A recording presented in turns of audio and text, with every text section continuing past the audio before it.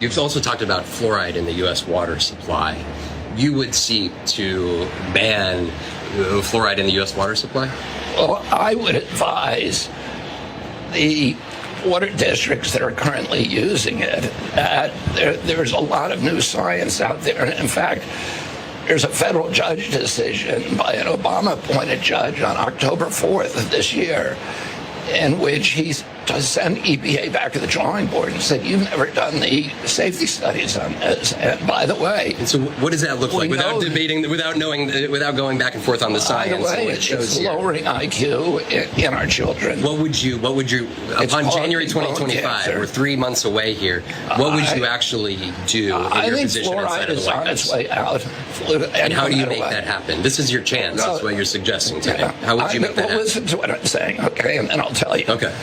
I think fluoride is on the way out because of that court decision. I think the faster that it goes out, the better. I'm not going to compel anybody to take it out, but I'm going to advise the water districts about their legal liability, their legal obligation to their service zones and to their constituents. And I'm going to give them good information about the science, and I think that fluoride will disappear.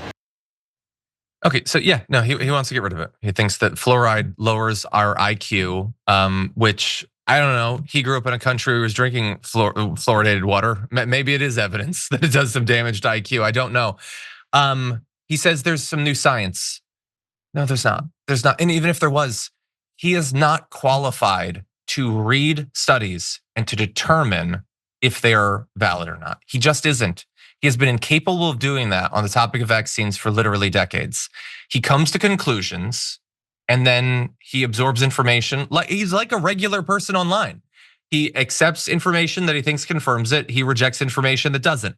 That's it. He's no better than that. He's no more expert than that. He's no more intelligent than that. That is what he is. He is a person on Twitter.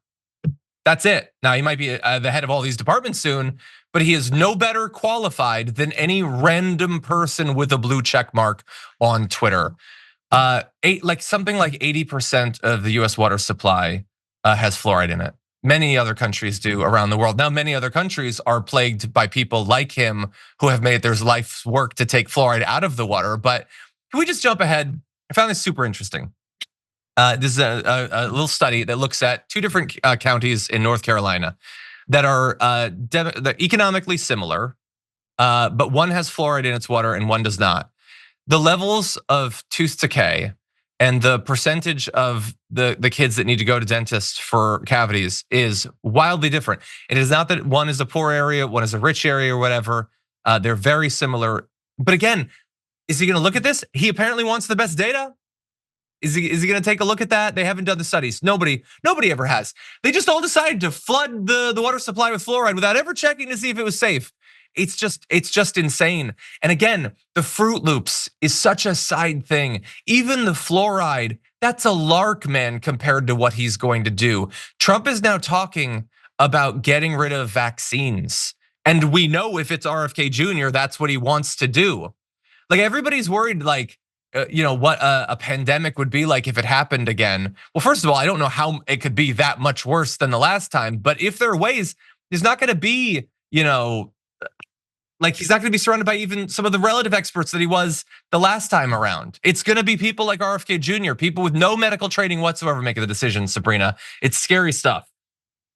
Very scary stuff. And also RFK is definitely not the one reading those studies. Studies like that are very hard to read.